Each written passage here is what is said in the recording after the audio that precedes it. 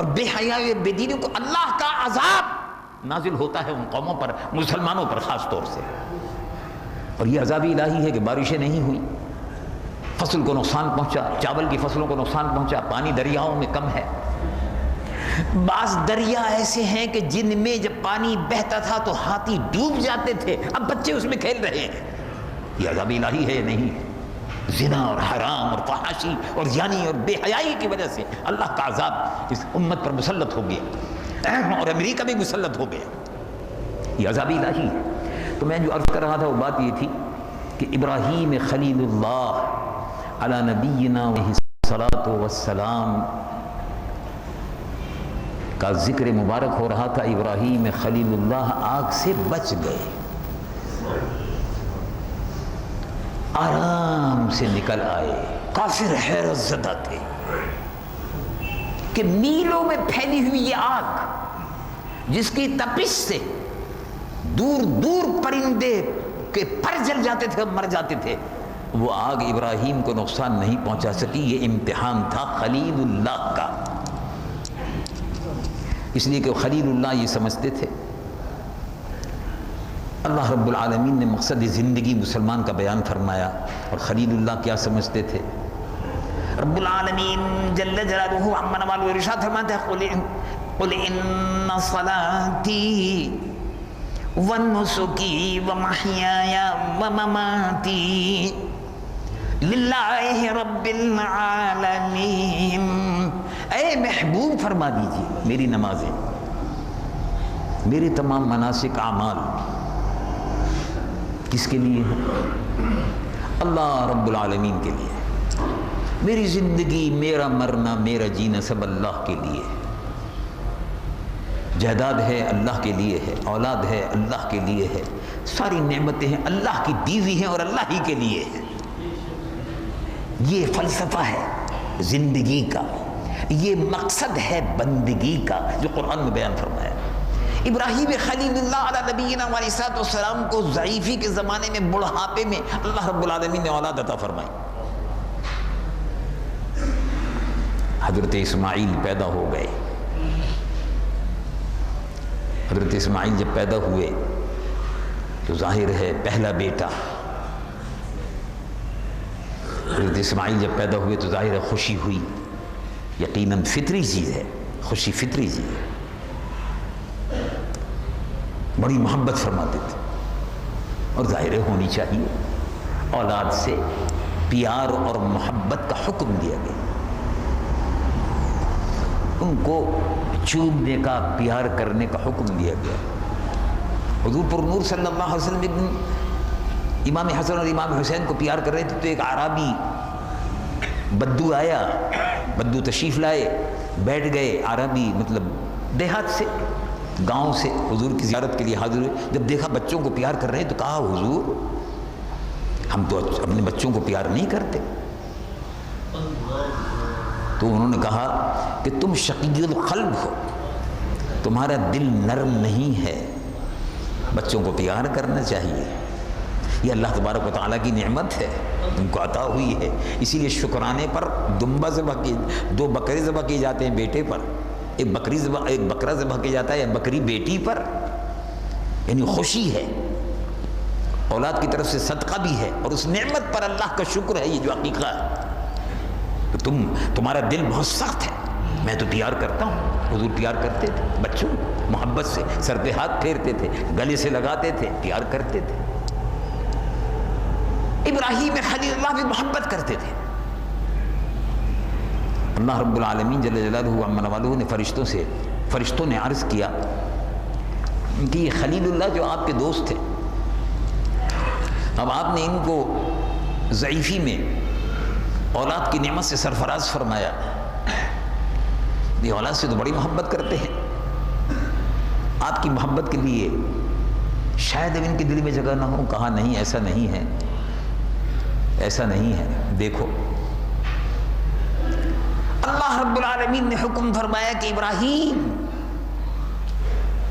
اپنے بیٹے کو اور بی بی ہاجرہ کو، دو بیویاں تھیں جن سے اسماعیل ذبیح اللہ پیدا ہوئے، ان کا نام ہاجرہ تھا.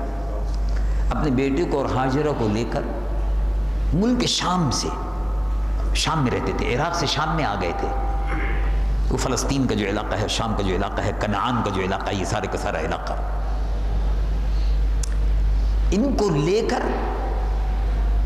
مکہ معظمہ چلے جائیے۔ مکہ معظمہ میں کچھ نہیں تھا، شہر کوئی نہیں، آبادی کوئی نہیں، مکان کوئی نہیں، طوفان نوح کے بعد ویران ہو چکا تھا، طوفان آیا اور سب چیز چلی، کوئی بھی نہیں تھا، اور ظاہر ہے اس زمانے میں جہاں پانی نہ ہو آبادی کوئی سوال ہی پیدا نہیں ہوتا، پانی کی تلاش میں لوگ نکلتے تھے، جہاں پانی مل گیا وہیں ڈیرا ڈال دیا، خانہ بدوش لوگ تھے زیادہ تر، گھومتے رہتے تھے قبائل، ہر 20-25 برس بعد پانی ختم ہو آگے چلو بھائی، 5 برس بعد پانی ختم ہو چلو بھائی آگے۔ کہاں کا حکم ہے؟ کہا حجاز کی طرف جاؤ، مکہ معظمہ میں ابراہیم جاؤ، بیوی کو بھی لے جاؤ، بچے کو بھی لے جاؤ، بچے دودھ پیتے ہوئے بچے تھے، ابراہیم خلیل اللہ اور بیوی صاحبہ لے جاؤ، اور وہاں چھوڑ کر فوراً واپس آ جائیے، وہاں نہ رہیں آپ، یہ حکم الہی تھا۔ ابراہیم خلیل اللہ اپنے محبوب اکلوتے بیٹے کو لے کر، بیوی کو ساتھ لے کر اونٹ پر سوار ہوئے، کھانا وانا رکھا، سفر کرتے ہوئے اس جگہ پر پہنچ گئے، اور اللہ کے حکم کے مطابق بی بی صاحبہ کو اتارا، بیٹے کو ان کی گود میں دیا، اور اونٹنی پر بیٹھے ہوئے، اور کہا میں جا رہا ہوں۔ کہاں جا رہے ہیں آپ؟ کیا بات کہہ رہے ہیں آپ؟ یہ بے آب و گیا میدان ہے، یہاں کوئی آبادی نہیں، میرے کوئی رشتہ دار نہیں، یہاں میں کیسے رہوں گی، کس طرح رہوں گی؟ کیوں آپ مجھ کو چھوڑ کر جا رہے ہیں؟ آپ میرے شوہر ہیں، بچے کے باپ ہیں، آپ اللہ کے برگزیدہ نبی ہیں، یہ کیوں آپ چھوڑ کر جا رہے ہیں؟ تو آپ نے فرمایا میرے رب کا حکم یہی ہے۔ بی بی صاحبہ نے ارشاد فرمایا کہ اگر رب کا حکم ہے تو میں رب کے حکم پر راضی ہوں۔ کیا پاک بیویاں تھیں اور کیا پاک لوگ تھے، حکم الہی ہے، چھوڑ دو۔ رب العالمین جل جلالہ عما نوالہ ارشاد فرماتا ہے قرآن مجید و فرقان حمید میں، ابراہیم خلیل اللہ نے اونٹنی کو موڑا، دعا فرمائی، ربنا، اے میرے رب، سبحان اللہ، ربنا انی اسکنت من ذریتی بواد غیر ذی زرع عند بیتک المحرم، اے اللہ میں نے اپنی اولاد، محبوب فرزند کو آپ کے حکم کے مطابق اب یہاں چھوڑ کر جا رہا ہوں، بواد غیر ذی زرع، کوئی زراعت نہیں ہے، کھیتی باڑی نہیں ہے، کوئی کنواں نہیں ہے، کوئی پانی نہیں ہے، بیوی اور بچہ اس کی گود میں، آپ کا حکم میں چھوڑ کے جا رہا ہوں۔ محبت کا امتحان تھا کہ اولاد سے محبت ہے یا ہم سے محبت ہے۔ تو ابراہیم خلیل اللہ کا موقف یہ تھا کہ اولاد سے محبت ہے، لیکن اولاد سے محبت اللہ کی محبت سے بڑھ کر نہیں ہے۔ اولاد سے محبت ضرور ہے کیونکہ اللہ کا حکم ہے، لیکن اللہ کے لیے اس اولاد کو جو اللہ نے دی ہے قربان کر سکتے ہیں۔ ویسے پلٹ گئے، چلے گئے، ربنا انی اسکنت من ذریتی بواد غیر ذی زرع عند بیتک المحرم، یہ کعبۃ اللہ شریف کے پڑوس میں، اس کا کوئی نشان کعبۃ اللہ شریف کا نہیں تھا، میں چھوڑ کر جا رہا ہوں۔ ابراہیم خلیل اللہ کی بی بی صاحبہ بیٹھ گئی آرام سے، اللہ کا حکم ہے، راضی برضا الہی۔ ایک دن گزرا، جو چھاگل میں پانی تھا، مشکیزے میں جو پانی دے کر گئے تھے، کام چلا۔ دوسرے دن چلا، بچے کو پیاس لگی، اب پریشان ہوئی کہ پانی کہاں سے لاؤ، کوئی بتانے والا نہیں، کوئی رستہ دکھانے والا نہیں، کنواں پاس میں کہیں نہیں، نہر کوئی نہیں، بنجر زمین، ریگستان، خشک پہاڑیاں مکہ معظمہ کی چاروں طرف۔ سامنے پہاڑی نظر آئی چھوٹی سی صفا، دوسری پہاڑی نظر آئی چھوٹی سی مروہ۔ چھوٹی سی پہاڑی صفا اور مروہ کو دیکھا تو سوچا اگر اس کے اوپر چڑھ جاؤں تو آنے جانے والے قافلے اگر یہاں سے گزریں گے تو اپنی چادر ہلا کے ان کو بلا لوں گی، شاید پانی مل جائے، کچھ کھانے پینے کی چیزیں لے لیں گے ان سے۔ قافلے گزرتے رہتے، صفا مروہ چھوٹی سی وہ ٹیلا جیسے کہیں سمجھیے، چھوٹا سا ٹیلا، ٹیلے پہ چڑھ گئی، دیکھا کوئی نہیں۔ ابراہیم اسماعیل ذبیح اللہ گود سے اتارا، زمین پہ لٹایا، اب وہ پیاس کی وجہ سے پیر زمین پر مار رہے ہیں۔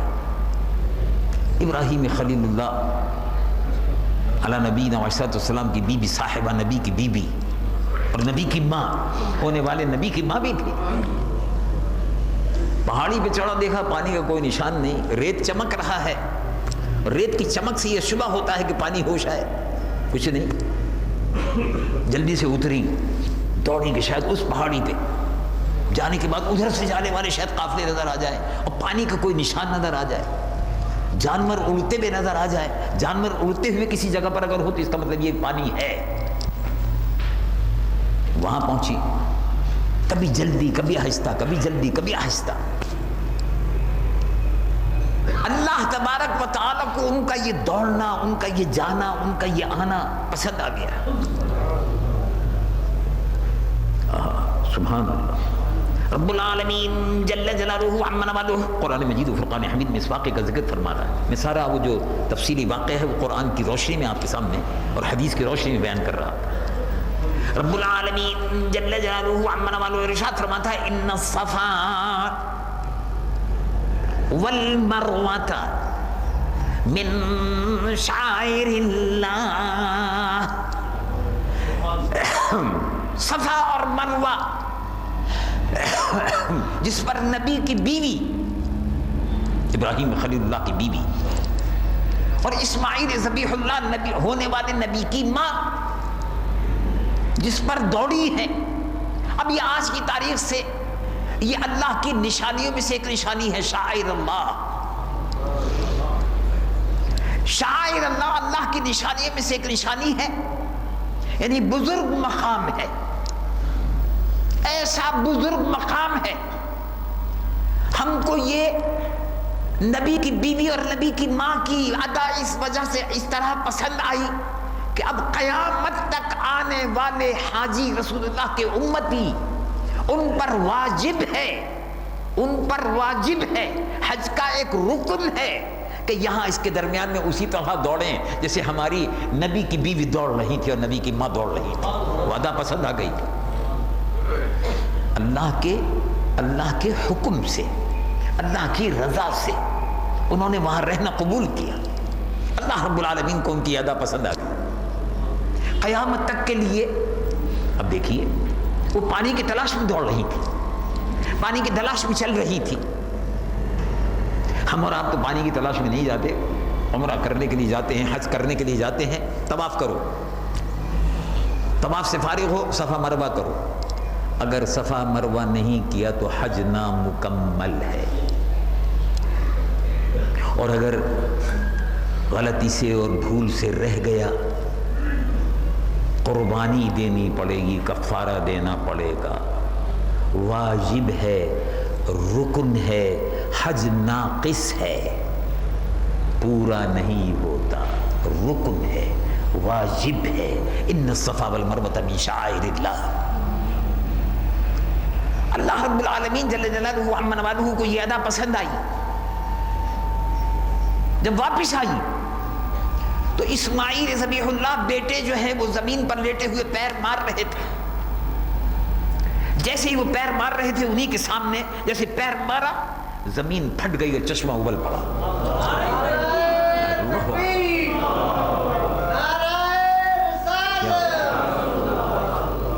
سبحان اللہ, چشمہ پھوٹ پڑا.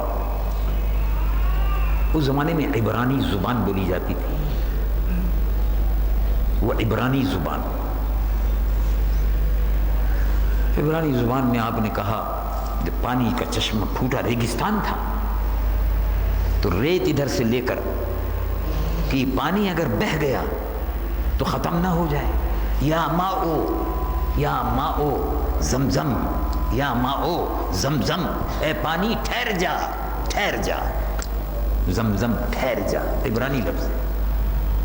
حضور پرنور سید العالمین محمد رسول اللہ صلی اللہ علیہ وسلم ارشاد فرماتے ہیں کہ زمزم کا پانی جو پیغمبر بزرگ اسماعیل ذبیح اللہ کے قدموں سے نکلا, اس پانی میں شفا ہے. ماء زمزم لما شرب او کما قال صلی اللہ علیہ وسلم, جس نیت سے پیا جائے اللہ تبارک و تعالیٰ اس نیت کو پورا فرما دیتا ہے. اسی لیے حکم ہے جب زمزم کا پانی پیو, اس کا ادب ہے.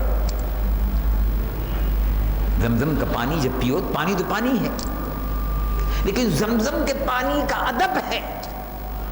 پانی کا ادب ہے. کیا ادب ہے؟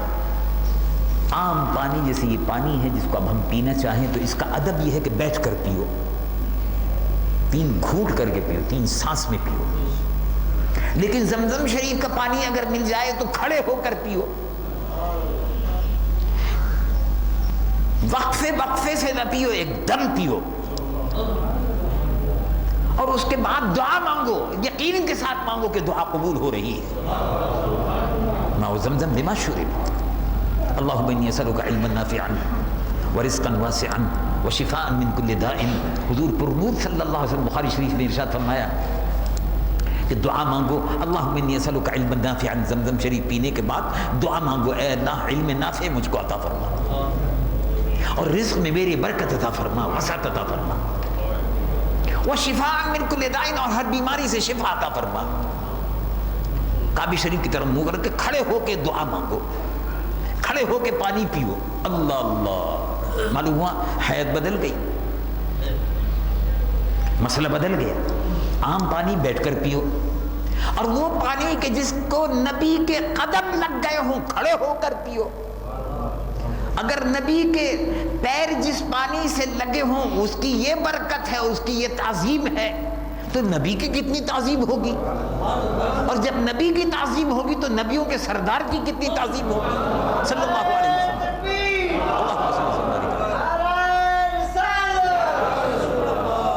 حضور پرنور سید العالمین محمد الرسول اللہ صلی اللہ علیہ وسلم ارشاد فرماتے ہیں کہ پھر وہ, اور قرآن مجید و فرقان حمید میں مفسرین نے لکھا, ابراہیم خلیل اللہ نے اللہ کا حکم پھر پیغام وصول کیا جب شام میں تھے. ارشاد فرمایا اب وہ بڑے ہو گئے ہیں, خواب دیکھا. ابراہیم خلیل اللہ نے خواب دیکھا, پہنچ گئے مکہ معظم, خواب دیکھا. رب العالمین اس خواب کا ذکر فرماتا ہے. ابراہیم خلیل اللہ کو خواب دکھایا گیا. رب العالمین جل جلالہ عما نوالہ ارشاد فرماتا ہے فلما بلغ معه السعی قال یا بنی انی ارى فی المنام انی اذبحک فانظر ماذا ترى. بیٹے ابراہیم خلیل اللہ کی عمر 11-12 سال کی تھی. اب حکم ہوا اب آپ جا کر مل سکتے ہیں, اب آپ جا کر رہیے, اپنی بیوی اور بیٹے کے ساتھ رہیے. محبت کا امتحان ہو گیا. معلوم ہو گیا کہ بیٹے سے, اکلوتا بیٹا بھی ہے, محبت اتنی نہیں تھی جتنی اللہ سے محبت تھی. حکم الہی پر بیٹے کی محبت کو قربان کر دیا, بیوی کی محبت کو قربان کر دیا. تو کہا بیٹے ماشاءاللہ تم بڑے ہو گئے. بیوی صاحبہ سے کہا ان کو ذرا مہمان نے بلایا ہے، وہ ایک میزبان ہے اور ان کے یہاں ہم جا رہے ہیں، تھوڑا اچھا سا لباس پہنا دیجیے آپ اس کو۔ ہم کہا اچھا ٹھیک ہے، ہوگا ایک چھری بھی ساتھ کر دیجیے اور رسی بھی ساتھ کر دیجیے، ہوگا ٹھیک ہے۔ تو وہ سوچنے لگی، بی بی صاحبہ سوچنے لگی کہ مہمان کے یہاں جا رہے ہیں، اچھے کپڑے پہنا دیجیے، میزبانی میں جا رہے ہیں، تو یہ چھری اور رسی اس کی کیا ضرورت ہے؟ لیکن بہرحال شوہر کا حکم۔ اب آپ نے ہاتھ پکڑا، انگلی پکڑتے ہوئے چلے، بیٹے انی ارا فی المنام، میں نے خواب میں دیکھا ہے۔ اللہ رب العالمین 23ویں سپارے میں سورہ صاد میں ارشاد فرماتا ہے، میں نے سورہ صف میں، سورہ صف میں ارشاد فرماتا ہے انی ارا فی المنام، میں نے خواب میں دیکھا کہ میں اللہ کے حکم سے بیٹے تم کو ذبح کر رہا ہوں۔ انی اذبحک فانظر ماذا تری، تم بتاؤ بھائی تمہارا کیا خیال ہے؟ بیٹے سے پوچھا، اب 12 سال کی عمر ہے تقریباً۔ اب جواب سنیے، رب العالمین جل جلالہ عما نوالہ ارشاد فرماتے ہیں قال یا ابت افعل ما تؤمر ستجدنی ان شاء اللہ من الصابرین۔ ابا اللہ کا جو حکم ہے اس کو پورا کر دیجیے، آپ مجھ کو صبر کرنے والا پائیں گے۔ میری جان اللہ کے حکم پر قربان، آپ کو جو اللہ نے حکم دیا اس کو پورا کر دیجیے۔ ابا جان ابراہیم خلیل اللہ علی نبینا علیہ السلام لے کر چلے، درمیان میں وہ پیچھے چلنے لگے، آپ آگے چلنے لگے، جلدی جلدی جا رہے تھے۔ مکہ شریف سے روانہ ہوئے، مینا کی طرف جا رہے ہیں۔ مینا، منا، اس کو مینا بھی کہتے ہیں، منا ہے اصل میں، مینا منا جو چاہے کہہ دیجیے، برحال غلط العوام ہے، جو چاہے کہہ دیجیے۔ مینا میں پہنچے، جا رہے ہیں۔ جب جا رہے تھے تو پیچھے شیطان آیا، اور شیطان نے حضرت اسماعیل ذبیح اللہ سے کہا، بعض روایت میں ابراہیم خلیل اللہ سے کہا کہ آپ چھوٹے بچے کو ذبح کرنے جا رہے ہیں، یہ تو بڑا پیارا بیٹا ہے اور بڑا ایسا ہے، ہٹ یہاں سے۔ شیطان ابراہیم خلیل اللہ نے دھتکار دیا، مایوس ہونے لگا، شیطان مایوس ہوا، شیطان تو بہکانا چاہتا تھا، نہیں نہیں یہ خواب کی بات ہے، یہ ہے وہ ہے، چھوڑیے ایسی باتوں کو، یہ عمل نہ کرے۔ تو اس نے کہا اب یہ بچے جو ہیں ان سے بات کرو۔ انہوں نے کہا کہ آپ کو معلوم ہے ابا کہاں لے جا رہے ہیں؟ کہا معلوم ہے۔ کہاں لے جا رہے ہیں؟ کہا اللہ کا حکم پورا کرنے کے لیے۔ اب وہ بڑا مایوس ہوا کہ بیٹا تو تیار ہے۔ کہا نہیں آپ کو یہ بڑا ظلم ہو جاتا ہے۔ اللہ رب العالمین کے حکم سے کنکریاں اٹھائیں، کنکری لے کے شیطان کے اوپر مارا، بھاگا۔ پھر کنکریاں اٹھائیں، وہ پھر آیا ورغلانے کے لیے، پھر کنکریاں اٹھا کے مارا، پھر کنکریاں اٹھائیں، پھر کنکریاں اٹھا کے مارا۔ شیطان بھاگ گیا۔ اس کو کہتے ہیں رمی۔ یہ بھی حج کے ارکان میں سے ہے، واجب ہے۔ اگر اس میں کسر ہو جائے تو دم دینا پڑتا ہے، یعنی فدیہ دینا پڑتا ہے، قربانی دینی پڑتی ہے، جرمانہ دینا پڑتا ہے، یہ بھی رکن ہے۔ اللہ تعالیٰ کو یہ ادا بھی پسند آئی کہ ابراہیم خلیل اللہ نے ہاتھ بڑھا کے جو چیز مل گئی اس سے شیطان کو مارا۔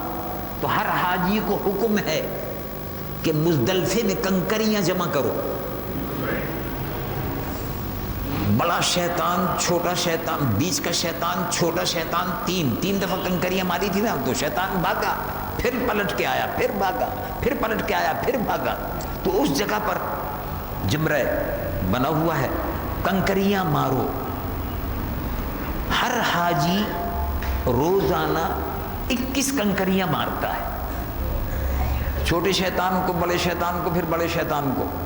3 شیطان کی نشانیاں بنی ہوئی ہیں، جہاں جہاں سے شیطان بھاگا تھا کنکریاں مارنا ہے، یعنی ابراہیم خلیل اللہ کی سنت، اس کو زندہ رکھنا ہے، اور شیطان سے پناہ مانگنی ہے، اللہ کی پناہ میں آنا ہے اور شیطان کو مارنا ہے۔ کنکریاں ذرا آپ غور فرمائیے،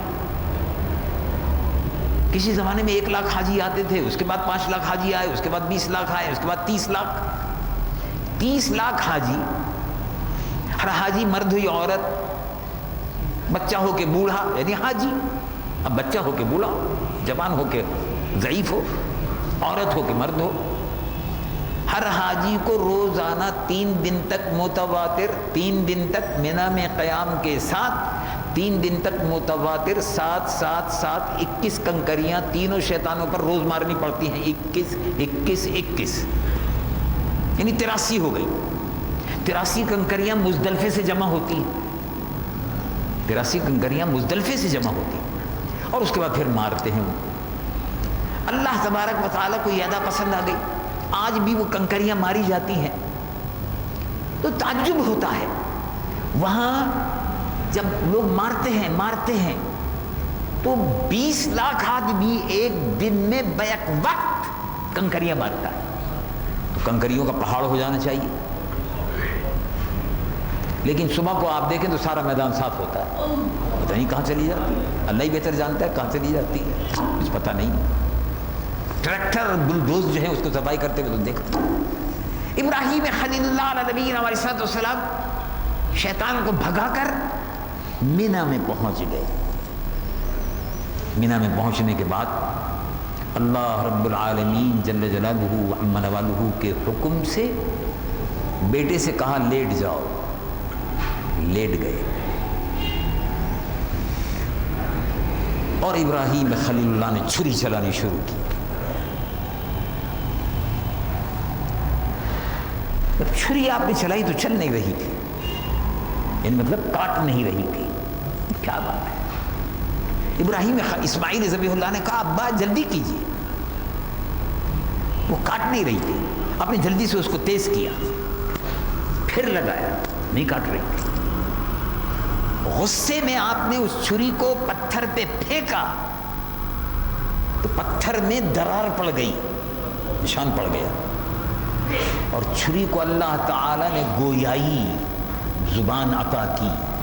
چھری سے آواز آئی کہ اے اللہ کے خلیل، اے اللہ کے برگزیدہ نبی، آپ کہتے ہیں ذبح کرو، ادھر حکم الہی ہے کہ خبردار جلد کٹنے نہ پائے، خون نکلنے نہ پائے، ذبح ہونے نہ پائے.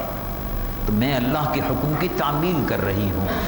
میں تو اتنی تیز ہوں، اللہ اکبر، میں تو اتنی تیز ہوں کہ میں یہ ذبح بھی کر سکتی ہوں.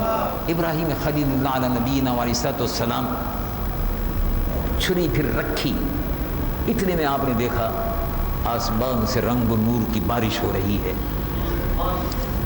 آواز آ رہی ہے اللہ اکبر، اللہ اکبر، اللہ اکبر. جبرائیل دمبا لے کر اتر رہے. رب العالمین جل جلالہ عم نوالہ ارشاد فرماتا ہے فلما اسلم وتلہ للجبین ونادیناہ ان یا ابراہیم. ہم نے آواز دی، بلایا. جب انہوں نے اپنے بیٹے کو لٹھا دیا، ذبح کرنے کی مکمل تیاری بھی کر لی. وہ تو ذبح کرنا چاہتے تھے لیکن حکم الہی نہیں تھا، امتحان تھا، ابراہیم کی دوستی کا امتحان تھا، اللہ کے برگزیدہ نبی کا امتحان تھا. فلما اسلم وتلہ للجبین ونادیناہ ان یا ابراہیم. ہم نے آواز دیا ہے ابراہیم. رب العالمین جل جلالہ عم نوالہ ارشاد فرماتا ہے قد صدقت الرؤیا انا کذالک نجزی المحسنین. آپ نے اپنے خواب کو سچ کر دکھایا. اب یہ قربانی کے لیے فدیہ اور دمبا اللہ کی طرف سے بھیجا جا رہا ہے، آپ اس کو ذبح فرما دیجیے. ابراہیم خلیل اللہ نے دمبے کو ذبح فرما دیا. اللہ کی محبت میں، اللہ کی محبت میں اولاد کو قربان کرنا، اللہ کی محبت میں اپنی جان کو قربان کرنا، اللہ کے حکم کے لیے ہر وقت اپنی جانوں کو ہتھیلی میں لیے رہنا، یہ ایمان والوں کی شان ہے. اور اللہ رب العالمین کے حضور ہر قربانی دیتے رہنا. چنانچہ اب یہ قربانی آ رہی ہے، اس کا مقصد کیا ہے؟ اللہ رب العالمین قرآن میں ارشاد فرماتا ہے رب العالمین جل جلالہ عما نوالہ ارشاد فرماتا ہے لن ینال اللہ لحومها ولا دماؤها، اللہ رب العالمین کو گوشت کی ضرورت نہیں ہے، اللہ کو خون کی بھی ضرورت نہیں، پھر کیا چاہتے؟ وَلَٰكِنْ يَنَالُهُ التَّقْوَىٰ مِنْكُمْ، اللہ رب العالمین تم سے تقوی چاہتا ہے۔ یعنی یہ ذہن میں رکھو، یہ خیال جاگزی رہے اور یہ عقیدہ رہے کہ جان بھی اللہ کی ہے، مال بھی اللہ کا ہے۔ اللہ رب العالمین جل جلالہ عما نوالہ کے لیے ہر چیز کو جب وقت پڑے اس کو قربان کر دینے کا جذبہ مسلمانوں میں ہر وقت رہنا چاہیے۔ بقیہ انشاءاللہ العزیز آئندہ عرض کروں گا۔ اللہ تبارک و تعالی قبول فرمائے۔ وآخر دعوانا الحمدللہ رب العالمین۔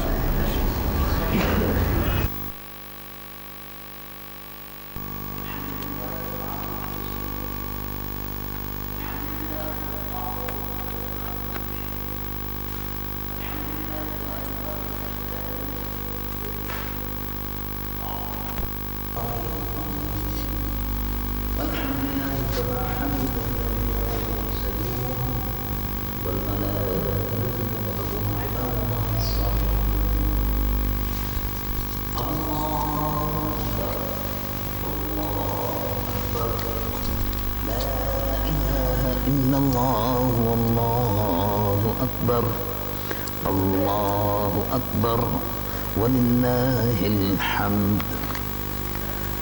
وافضل صلاة اللہ واکمل تسلیمات اللہ وانمى برکات اللہ وازکى تحیات اللہ علی خیر خلق اللہ وسراج افق اللہ وقاسم رزق اللہ المبعوث بتيسير اللہ امام حضرت اللہ وزینت عرش اللہ وعروس مملکت اللہ نبی الانبیاء عظیم الرجاء عمیم الجود والعطاء ماہی الذنوب والخطاء حبیب رب الارض والسماء الذي كان نبيا وآدم بين الطين والماء نبي الحرمين إمام القبلتين سيد الكونين وسيلتنا في الدارين صاحب قاب قوسين المزين بكل زين المنزه من كل عيب وشين جد الحسن والحسين در الله المكنون سر الله المخزون نور الأفئدة والعيون سرور القلب المحزون عالم ما كان وما يكون سيد المرسلين خاتم النبيين أكرم الأولين والآخرين قائد الغر المحجلين معدن أنوار الله ومخزن أسرار الله وخزائن رحمة الله وموائد نعمة الله نبينا وحبيبنا وشفيعنا ومليكنا وغوثنا ومغيثنا وغياثنا ومغيثنا وعوننا ومعيننا ووكيلنا وكفيلنا سيدنا وملجانا ومولانا ومأوانا محمد رسول رب العالمين وعلى آله الطيبين وأصحابه الطاهرين وأزواجه الطاهرات أمهات المؤمنين وعترة المكرمين المعظمين وأولياء ملة الكاملين العارفين وعلماء أمته الراشدين المرشدين وعلينا معهم وبهم ولهم يا أرحم الراحمين الله أكبر الله أكبر لا إله إلا الله والله أكبر الله أكبر ولله الحمد وأشهد أن لا إله إلا الله وحده لا شريك له إلها واحدا أحدا صمدا فردا وترا حيا قيوما ملكا جبارا للذنوب غفارا وللعيوب ستارا شهادة يحيى بها وجه الرحمن وأشهد أن سيدنا مولانا محمدا عبده ورسوله بالهدى ودين الحق ليظهره على الدين كله وكفى بالله شهيدا. أيها المؤمنون رحمنا ورحمكم الله، اعلموا أن يومكم هذا يوم عظيم. يقول شفيع المذنبين رسول رب العالمين محمد صلى الله عليه وسلم: ما من أيام العمل الصالح فيهن أحب إلى الله تعالى من هذه الأيام العشر. وقال: ما عمل ابن آدم من عمل يوم النحر أحب إلى الله من إهراق الدم، وإنه ليأتي يوم القيامة بقرونها وأشعارها وأغلافها، وإن الدم ليقع من الله تعالى بمكان قبل أن يقع بالأرض، فطيبوا بها نفسا. الله أكبر، الله أكبر، لا إله إلا الله، والله أكبر، الله أكبر، ولله الحمد. فإن النبي صلى الله عليه وسلم قال: حسنوا ضحاياكم فإنها على الصراط مطاياكم، فعن كل واحد منكم شاة. أعوذ بالله من الشيطان الرجيم. بسم الله الرحمن الرحيم. إذ يرفع إبراهيم القواعد من البيت وإسماعيل ربنا تقبل منا إنك أنت السميع العليم. الله أكبر، الله أكبر، لا إله إلا الله، والله أكبر، الله أكبر، ولله الحمد. أوصيكم ونفسي بتقوى الله عز وجل في السر والإعلان، فإن التقوى سلام زرعي الإيمان. واذكروا الله عند كل شجر وحجر، واعلموا أن الله بما تعملون بصير، وأن الله ليس بغافل عما تعملون. رزقني الله تعالى إيانا وإياكم سنة نبينا وحبيبنا مولانا محمد صلى الله عليه وسلم. الله أكبر، الله أكبر، لا إله إلا الله، والله أكبر، الله أكبر، ولله الحمد. عن النبي صلى الله عليه وسلم: البر لا يبلى، البر لا يبلى، والذنب لا ينسى، والديان لا يموت. اعمل ما شئت كما تدين تدان. أعوذ بالله من الشيطان الرجيم. بسم الله الرحمن الرحيم. الله أكبر، الله أكبر، لا إله إلا الله، والله أكبر، الله أكبر، ولله الحمد. بارك الله لنا ولكم في القرآن العظيم، ونفعنا وإياكم بالآيات والذكر الحكيم. إنه تعالى ملك كريم جواد بر رؤوف رحيم. أقول قولي هذا واستغفر الله العظيم لي ولكم ولسائر المسلمين من كل ذنب وتوب إليه، إنه هو التواب الرحيم. الحمد لله الذي هدانا لهذا وما كنا لنهتدي لولا أن هدانا الله.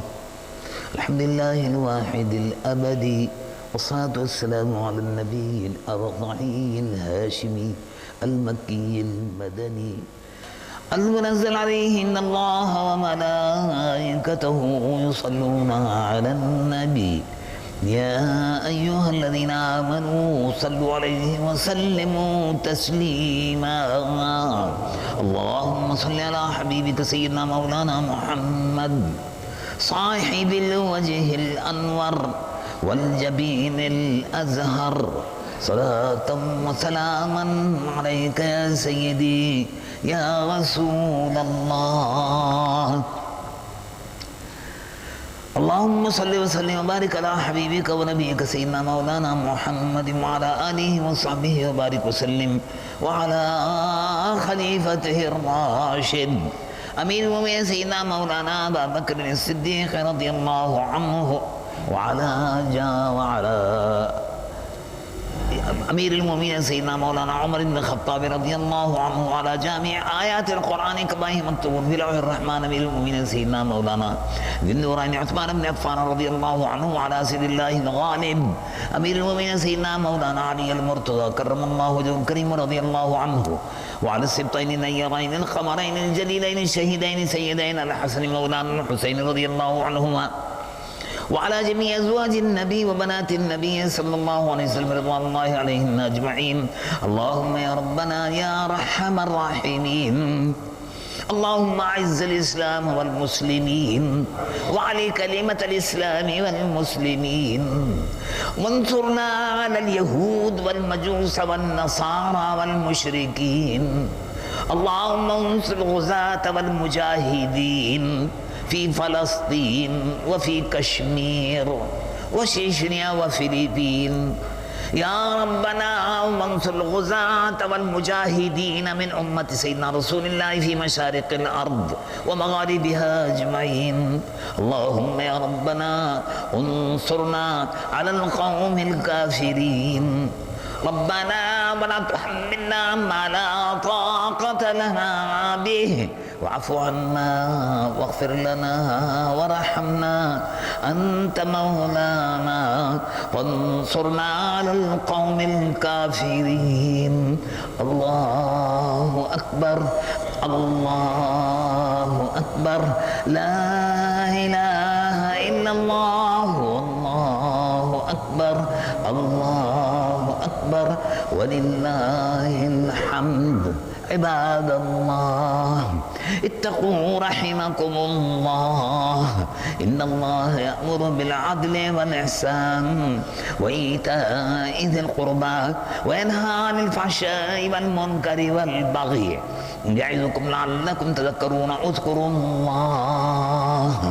اذكروا الله العظيم الجليل الجبار يذكركم وادعوه يستجب لكم ولذكر الله تعالى أعلى وأولى وعز وجل وأتم وأهم وأعظم وأكبر والله على سيدنا وحبيبنا مولانا محمد وسلم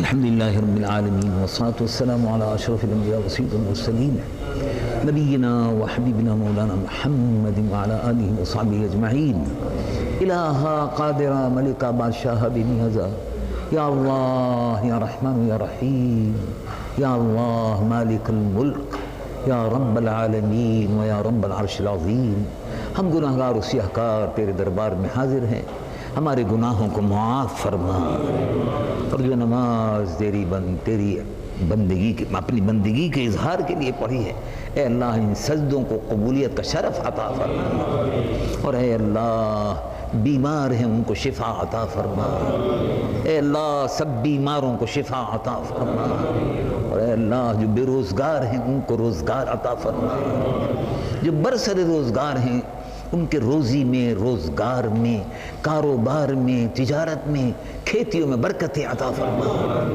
اے اللہ پاکستان پر اپنی رحمتیں اور برکتیں نازل فرما عالم اسلام پر اپنی رحمتیں اور برکتیں نازل فرما اپنے محبوب صلی اللہ علیہ وسلم کی امت پر اپنی رحمتیں اور برکتیں نازل فرما اپنے محبوب صلی اللہ علیہ وسلم کی امت کی حفاظت فرما اے اللہ فلسطین کے مجاہدین اسلام کو یہودیوں پر فتح و نصرت عطا فرما اے اللہ کشمیر کے مجاہدین اسلام کو ہندوؤں پر فتح و نصرت عطا فرما اور اے اللہ فلپین کے مظلوم مسلمانوں کو عیسائیوں پر فتح و نصرت عطا فرما چیچنیا کے مظلوم مسلمانوں کو روسیوں پر فتح و نصرت عطا فرما اپنے محبوب صلی اللہ علیہ وسلم کی امت کی حفاظت فرما اسلام دشمن قوتیں امریکہ اور روس برطانیہ اور یہود اور ہنود اے اللہ اسلام کے ان دشمنوں کو تباہ و برباد فرما اے اللہ مسلمانوں کو فتح و نصرت عطا فرما اسلام کے دشمنوں پر مسلمانوں کو فتح و نصرت عطا فرما اے اللہ اپنے محبوب کی امت پر فتح و نصرت کے دروازے کھول دیجیے، بدر کے مجاہدین کے صدقے میں مجاہدین اسلام کو فتح و نصرت عطا فرما۔ اے اللہ اپنے محبوب صلی اللہ علیہ وسلم کی امت پر فتح و نصرت کے دروازوں کو واہ فرما۔ اے اللہ پاکستان کی اور عالم اسلام کی حفاظت فرما۔ پاکستان میں اے اللہ رحمتوں کی برسات نازل فرما، دریاؤں میں پانی میں روانی عطا فرما، کھیتوں میں سرسبزی و شادابی عطا فرما، رزق میں برکتیں عطا فرما، جو بے روزگار ہیں ان کو روزگار عطا فرما، جو برسر روزگار ہیں ان کے روزی میں، روزگار میں، کاروبار میں، تجارت میں، کھیتیوں میں برکتیں عطا فرما، رزق میں برکتیں عطا فرما۔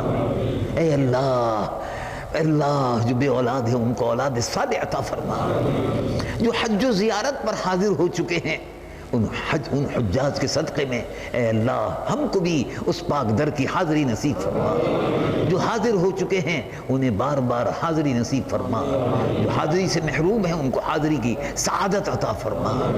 اے اللہ جو اولاد سے محروم ہیں ان کو نیک اور صالح اولاد عطا فرما، اور جو صاحب اولاد ہیں ان کی اولاد کو نیک اور سعادت مند بنا۔ عالم اسلام پر اپنے محبوب صلی اللہ علیہ وسلم کی امت پر اور جتنے بھی حاضرین ہیں اے اللہ سب پر اپنی رحمتیں اور برکتیں نازل فرما۔ پاکستان کو، عالم اسلام کو امن کا گہوارہ بنا، دہشت گردوں سے نجات عطا فرما۔ یا رب بالمصطفیٰ بلغ مقاصدنا واغفر لنا ما مضى يا واسع الكرم ببرکت ان اللہ وملائکتہ یصلون علی النبی یا ایہا الذین آمنوا صلوا علیہ وسلموا تسلیما وعلی آل سیدنا مولانا محمد وبارک وسلم۔ سبحان ربک رب العزت عما یصفون، سلام علی المرسلین والحمد للہ رب العالمین۔ عید مبارک۔ نام اس میں آتا ہے۔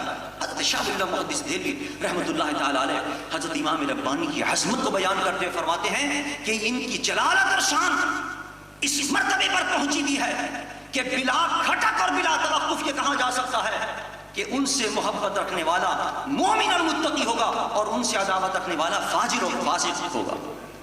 یہ شاہ ولی اللہ فرما رہے ہیں، وہ بھی اپنا امام اور مقتدیٰ مان رہے ہیں امام ربانی مجدد الفسانی کو۔ اور فرقہ دیوبندیہ کے جو مقتدیٰ اور پیشوا ہیں مولوی رشید احمد گنگوہی صاحب، وہ لکھتے ہیں کہ میاں ان کی کیا شان بیان کی جائے امام ربانی مجدد الفسانی کی، بس یہ سمجھ لو کہ یہ انہی کی کوششوں کا صدقہ ہے جو ہم اور آپ آج مسلمان نظر آ رہے ہیں۔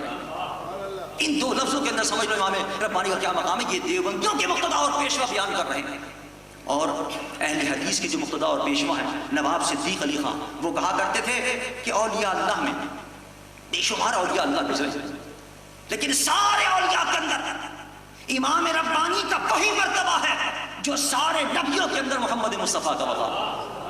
یہ کون کہہ رہے ہیں؟ نواب صدیق علی خان، جو اہل حدیث کے مقتدیٰ اور پیشوا شمار ہوتے ہیں، اور جو بریلویوں کے سرکار جو پیشوا فاضل بریلوی حضرت مولانا احمد رضا خان صاحب رحمۃ اللہ علیہ، وہ اپنے فتاوی کے اندر جا بجا حضرت امام ربانی کے اقوال مکتوبات سے نقل کرتے ہیں، استشہاد کرتے ہیں، دلیل کے طور پر نقل کرتے ہیں، اپنی عبارتوں کو مسجل کرتے ہیں امام ربانی کے قول سے۔ اور ایک زمانہ تھا کہ ندوۃ العلماء کے ایک ناظم اعلیٰ تھے محمد علی صاحب، ان کو حضرت فاضل بریلوی رحمۃ اللہ تعالیٰ نے ایک خط لکھا، اور اس خط کے اندر آپ نے لکھا اور آپ نے فرمایا کہ میاں دیکھو میں تم کو امام ربانی کا ایک قول لکھ کے بھیج رہا ہوں، اور مجھے امید ہے کہ تم اس پر ضرور عمل کرو گے۔ اور اس کے الفاظ لکھے امام حضرت فاضل بریلوی کے، فرماتے ہیں کہ ارشاد، اس ارشاد ہدایت بنیاد پر تم ضرور عمل کرو گے۔ فرمایا کہ امام ربانی کا جو ارشاد ہے، جو آپ کے اقوال ہیں، وہ ہدایت کی بنیادیں ہیں، اس سے ہدایت کے سوتے پھوٹتے ہیں، ہدایت اس سے قائم ہوتی ہے۔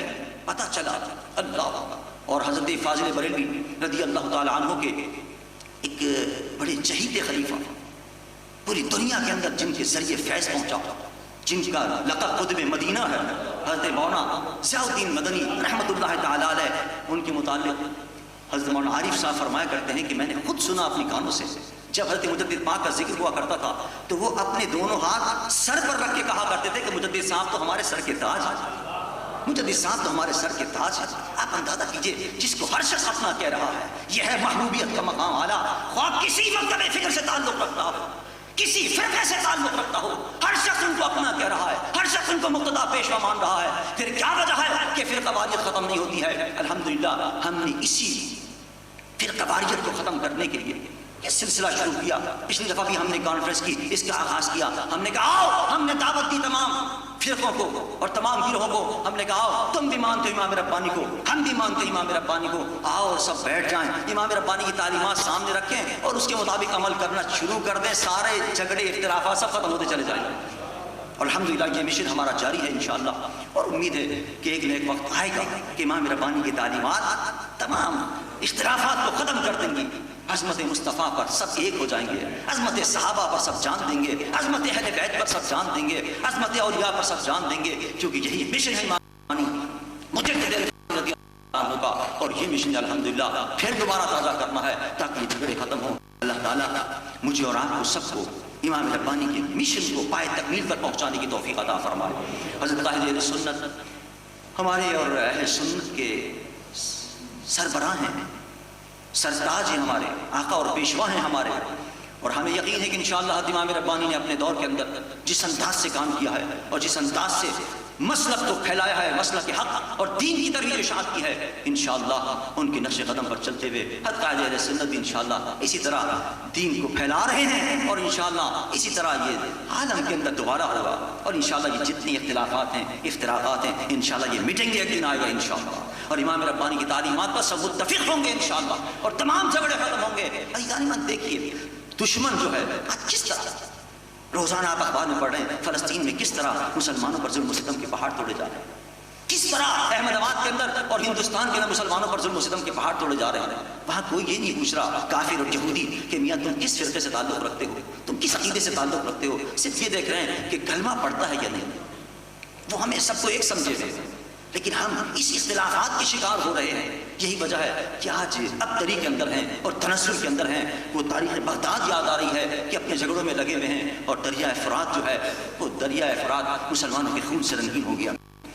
عزیزان من، آج بھی اگر ہم اس طرح لڑتے رہے اور اختلاف کا شکار رہے تو جس طرح مسلمانوں کو ختم کیا جا رہا ہے کر دیا جائے گا، یہ اس وقت کا میرا پانی مجدد الفسانی تعالیٰ کی سیرت پر اور